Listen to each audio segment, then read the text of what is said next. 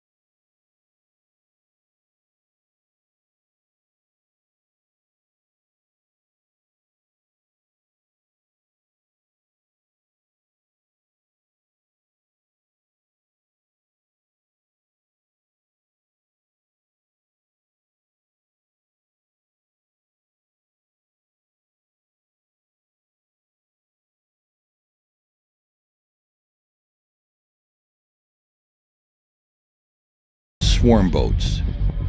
Mission: Safe Harbor.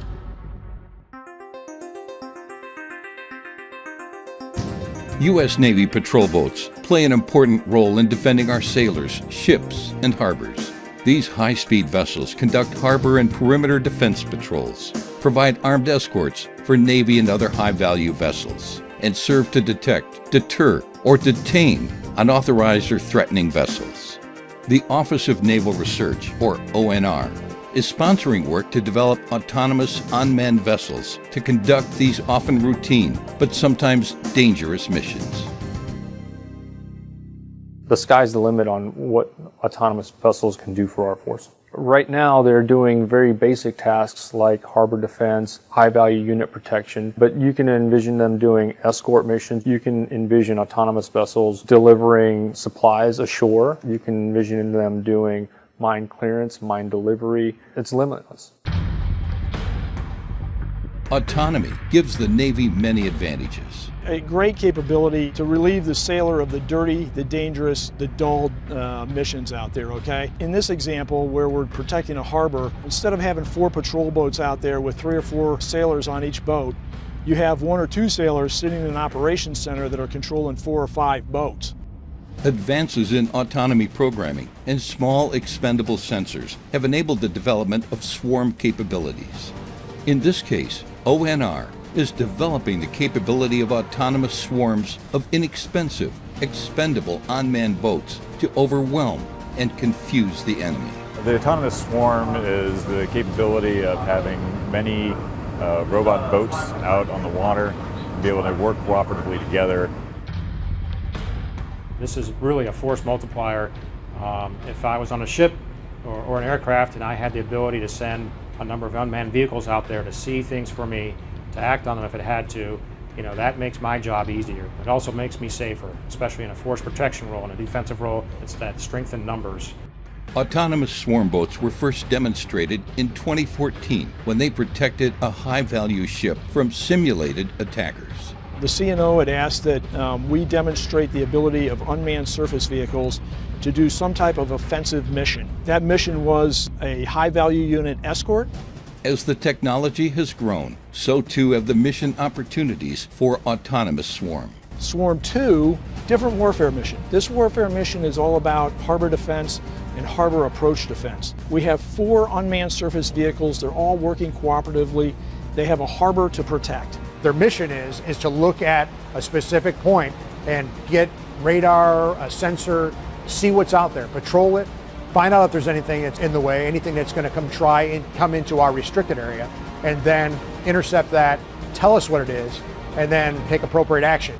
So the technology behind this is called Caracas. It's been developed by ONR over the last 13 years or so for autonomous control of unmanned surface vehicles. Now, with evolving technical expertise and sustained research, it allows multiple unmanned surface vehicles to communicate with each other on harbor defense missions, including each unmanned boat using the Caracas capability to choose its own path and share information with the others in the swarm. In this exercise, there were 4 unmanned surface vehicles given a mission to patrol a harbor area. When an intruder comes into the area, the nearest boat moves toward that potential threat. The swarm boats will intercept and follow the intruder, transmitting data to classify the contact as a threat or not. When you look at this technology in a defensive role, the first thing that comes to my mind is force protection. Certainly in an offensive role, I could see increasing the ship's both its surveillance and its weapons range by putting these vessels out there over the horizon. In October of 2000, terrorists on a small boat approached the USS Cole while it was in a harbor in Yemen and detonated a bomb, killing 17 sailors and injuring 39. If you had a couple of these boats that were randomly patrolling around the Cole while she's sitting at anchor being refueled, and you had an intruder come in, somebody in combat could be monitoring the boats, they could be seeing the intruder come in. So ONR has developed 2 key technologies. One is a technology that allows the 4 USVs to share their situational awareness, which is gleaned from radar contact data on each of those boats. And then the second key technology allows for cooperative decision-making across those 4 boats. That cooperative decision making is a high technical degree of difficulty, very challenging technical problem, and it's something that the team has worked together successfully to implement in this Swarm 2 demonstration. I think it's going really great with pretty much all of our runs. We've been able to patrol, classify them correctly, and escort them out of the box as needed. The Swarm experiment is made possible by the collaborative partnerships between industry, Navy research activities, active duty Navy, and contractors. Doing this experiment is a first step in getting out to the Navy in an operational environment, but once you get into the hands of our bright young sailors, they're going to find new ways to make this technology useful. The speed at which we've gone from concept to experiment and now working vehicles on the water patrolling without anybody on board in an autonomous manner, software working stably, has been truly impressive, and that's due to the fact that we have this collaborative team to really move this in the right direction. Autonomous systems exist. You can buy them. You're already seeing autonomous vehicles driving the roads. Very soon you're going to be seeing autonomous ships shipping goods across the oceans. Through this demonstration, we're trying to show the Navy that we have developed the capability. It's viable, it's ready, it's cost efficient, and it's ready for prime time. For further information, contact the Office of Naval Research.